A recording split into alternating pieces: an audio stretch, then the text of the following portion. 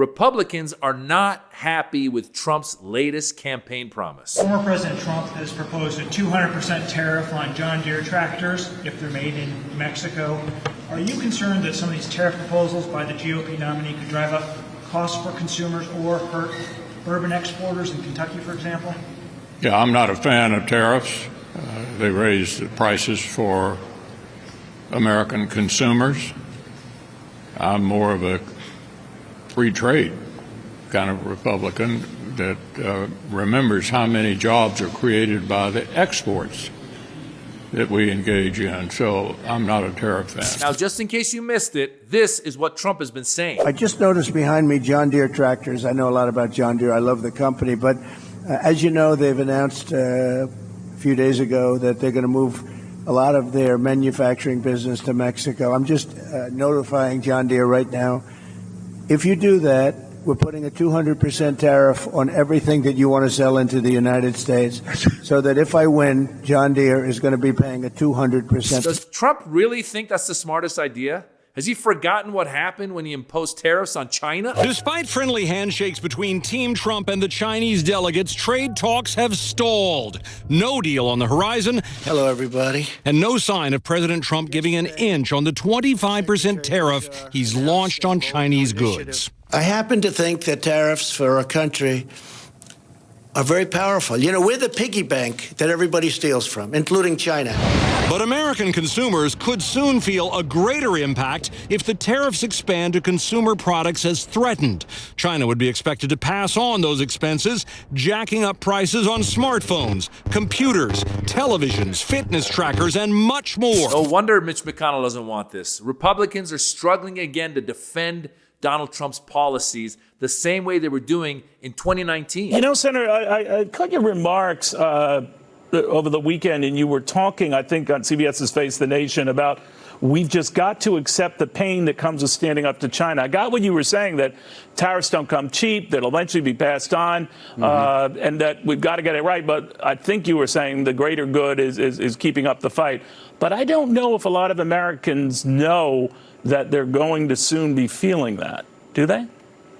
Well, I think the president knows that if you surrender to China's cheating, it will devastate our economy and the world economy over time. So, tariffs. Are they good? Are they bad? What's going on? Well, they sound good. Just like everything else that Donald Trump does, it sounds great. I'm going to make America better. We're going to be prosperous. I'm going to end the wars in Ukraine. I'm going to end the war in Gaza. I'm going to do all this stuff. But there's no real plan. The guy's got zero plan. Tariffs are not good. Tariffs, ultimately, the reason Republicans don't want tariffs is because you put the tariffs on, let's say, China, which we did, and China doesn't just go, okay, Donald Trump, you want us to pay the extra tax to import our washers and dryers into America? We'll cover it. Don't worry about it. That's not how it happens. China goes, hey, Home Depot, Lowe's, I'm going to raise the price on these appliances, and you're going to pass that price on to Maz. I pay for it. You pay for it. China doesn't pay for it. Now, when we got into those trade wars with China during Trump, there was some money that came in from the tariffs because, sure, we pay for a lot of it, but some money comes in. You know what happened? We got into trade wars with China, which means when you put tariffs on these countries, they're going to come and put tariffs on you. And farmers in America were affected by those trade wars. Farmers were struggling. So what we did was any money that did come in went to the farmers, went to bail out the farmers. So the tariffs didn't work then. They don't work now. Now he's talking about putting tariffs on John Deere and American companies who are saying, we're going to go to Mexico to build a factory. He goes, well, I'm going to put a 200% tariff on that. It's going to ruin the economy. The guy does not know what he's doing. He just promises big things. I'm going to build a wall. Mexico's going to pay for it. They didn't pay for it. All right? He didn't even finish building the wall. They didn't pay for it. He says, I'm a smart businessman. He's not a smart businessman. He's bankrupted several businesses. He's been bailed out. Listen, he was born on third base. The father gave him a ton of money. And then he kept bankrupting business after business after business. And then The Apprentice comes along and Mark Burnett bails him out again. And then he realizes if I say some racist stuff, America will vote me in. And then he starts selling stuff as a president. What presidential candidate sells coins and shoes and what billionaire is going around selling NFTs? The guy's an economic disaster. And even if he were a successful businessman does not mean you are good with macroeconomics. So we got to ask ourselves, why does he keep saying tariffs, tariffs, tariffs? Why? Because it sounds good. I'm going to make someone else pay for it, and you're going to save a lot of money. The truth is, the one thing Donald Trump did do in his first presidency was to cut taxes, which benefited a majority of rich people and corporations. The corporate tax rate went from 35% to 21%. Oh, that sounds great. Corporations are just going to share their wealth with you and me and we'll be fine. No, that's not what happens. What happens is corporations buy back their stocks. They get richer and richer. Billionaires start buying more and more yachts. Billionaires don't get money and come around tipping everybody. Go, here's some of my, take my money. No, they don't do that. People are greedy by nature.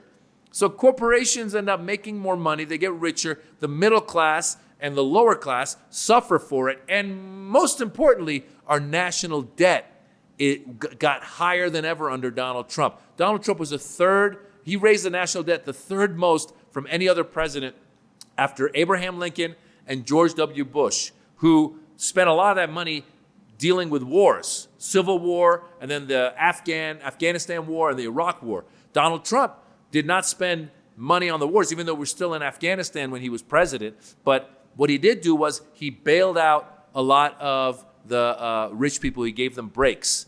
And he made it seem like the tax cut was good for us. He made it seem like the tariffs were good for us. It's sleight of hand. And if you're not smart enough to see it, I don't know what to tell you.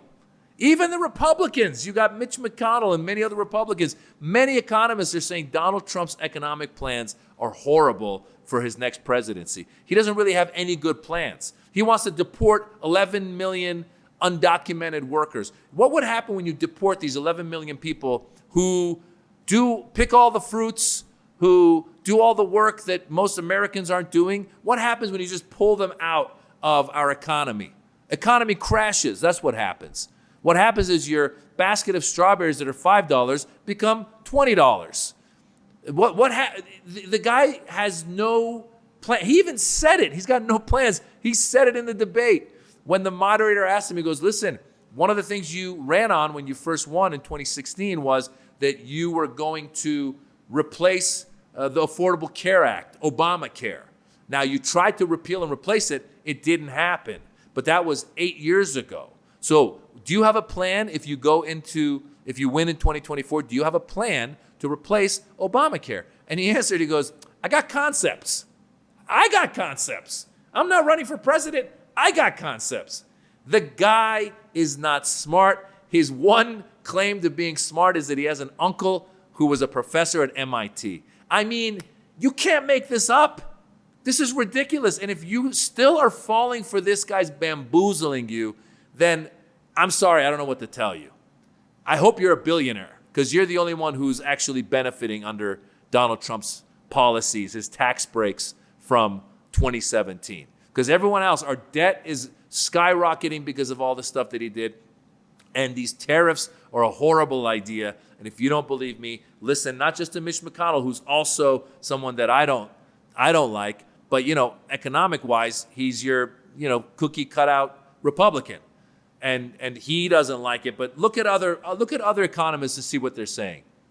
Most economists are saying this is a horrible idea. The tariffs are a horrible idea. He's got horrible economic policies. And the truth is, look at what Kamala Harris is proposing. She's actually proposing some good policies that will help people with small businesses. She wants to give a tax incentive to people with small businesses. She wants to help with the child care tax so that you can have child care when you're trying to go work and you're trying to get started. So really, she's trying to build from the middle and the bottom up. Donald Trump is just trying to make himself and his buddies rich, his crypto buddies now, as well as his techno buddies. He's not a successful. What successful businessman is selling coins and shoes? If he's a billionaire, why is he asking you for money? Why is he asking you to buy his crap? Because he is a low budget salesman. He's a grifter. And the tariffs are just another one of those things. Don't worry, I'll fix it in a day. He's messed it up and he's going to mess it up again. I'm comedian Maz Jobrani. I've got a special on YouTube. It's called The Birds and the Bees. Check it out. It's right there. Click it, watch it, enjoy it. Follow my channel, Maz Jobrani. Bye.